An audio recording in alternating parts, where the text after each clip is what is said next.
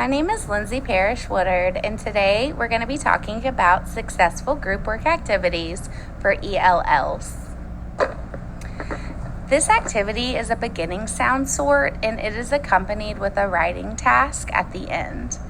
So for this activity, I use these sound tubs, and inside of the tubs have little objects that represent the sounds.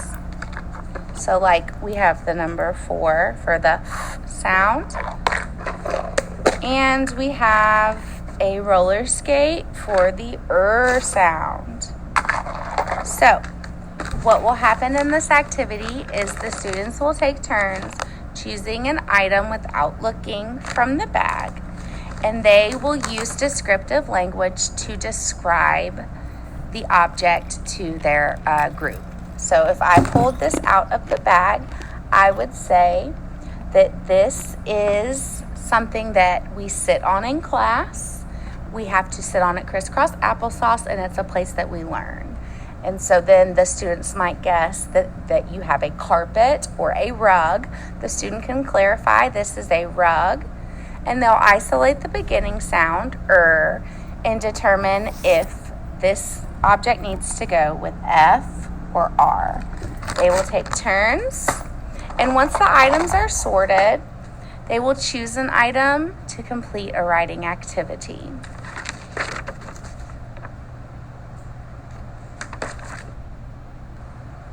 I wanted to show you the activity that we would do prior to this assignment. Obviously, we would have been learning about the letters F and R throughout the unit. And now that we are more familiar with the grapheme and the phonemes for F and R, we can explore and dig a little deeper. So here they are listening for the beginning sound and determining whether or not the word begins with the F or the sound. So they'll go through. This is our we do part of the gradual release of responsibility. And we'll discuss the beginning sound that we hear. We will discuss the grapheme that is associated with that sound. And this kind of gets them prepared for the activity that they're going to do in their groups. I'm a very PowerPoint-driven teacher, so my students know that after our We Do activity, that we're going to be transitioning into our group work, which is shown here with the number 2. So for our group work activity, we have visual directions that's going to help them see and understand what they have to do in order to complete the assignment. So for step 1, they will be at their tables working with a group, and that is the sorting activity. They will be telling, and the students will be guessing the different items from the bag, and then they will sort them into these buckets. I have one bucket for F and one bucket for R. And on them it has how many items go into each category, and I make sure to do the number. I'm trying to make sure you can see that. The number, the tallies, and the word, so that they can find something in the classroom to help them associate what those mean if they do not know or are not familiar with the number 5. So after they work with their group, they will be transitioning to by themselves, and they know that they have their materials that they will need to get, their pencil, crayons, and paper, and then they know to write their name, and then they will write their sentence, and they will color. I make sure to have an exemplar available for them, and I also model the process, and I'll go into that a little bit more. This is the paper that the students will use to complete the writing portion of the assignment. This will be done after the sorting activity has been completed. I wanted to show you this because there are many different ways to scaffold or differentiate this product, especially in kindergarten, because all of the students are just now learning how to write. So students might need to trace the sentences. Students may be able to write the words on their own using a sentence frame, or some students might have enough language and skills of writing to be able to create and produce their own sentence. It really just depends on where your students are, and it is okay to give them different expectations for their completed product. Once the rules and expectations are clear and concise, the students are ready to begin working on their activity. They do have a visual timer that they can reference. We've been working on this all year to understand what the numbers mean, why the numbers are going backwards, and what it means once the numbers get to 0. They also have expectations for early finisher work, so they do not disturb their friends during the working process.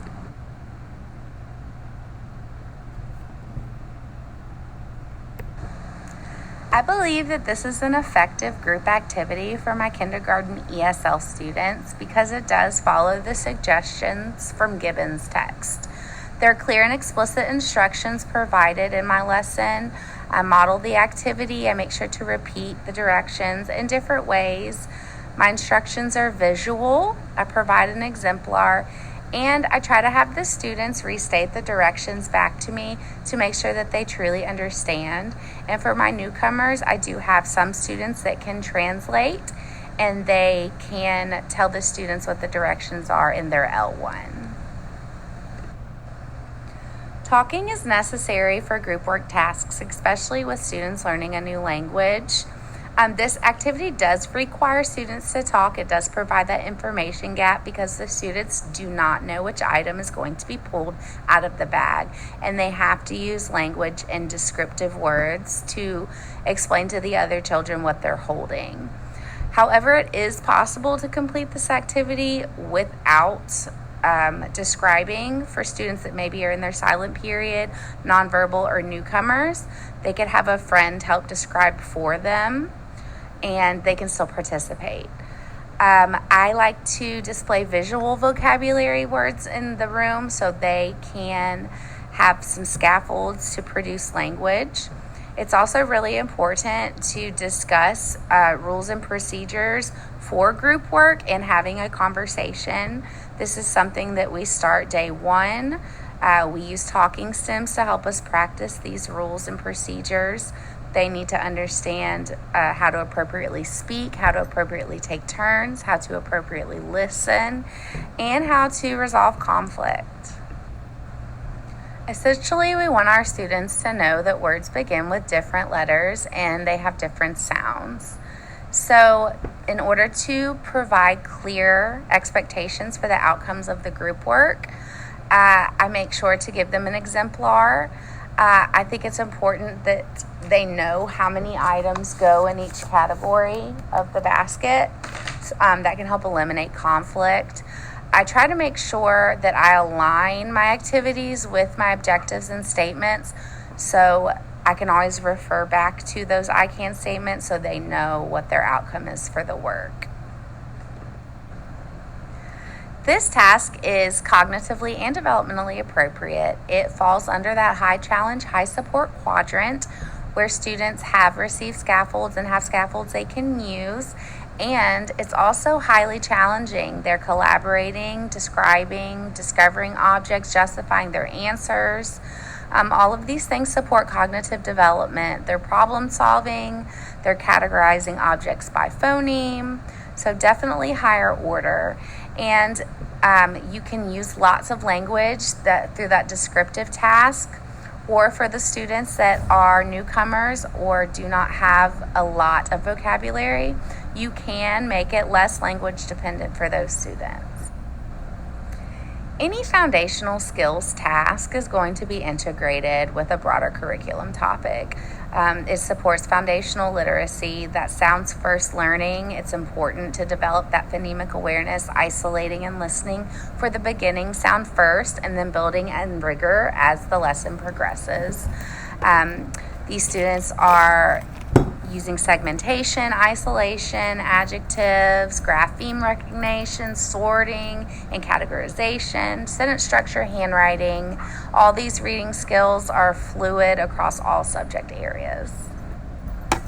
I think making sure that all your children are involved really goes back to those procedures and routines that you set up at the beginning of the year. They need to be held accountable. I make sure that they're accountable through their exit ticket or through their writing product.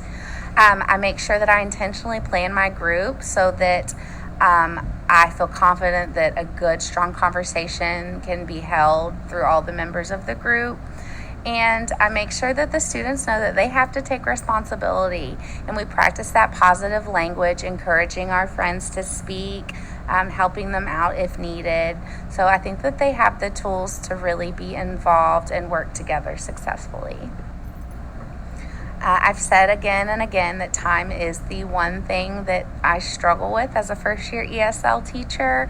I've been in the classroom 15 years, but having students for these short 1 hour pull-out sessions is a challenge.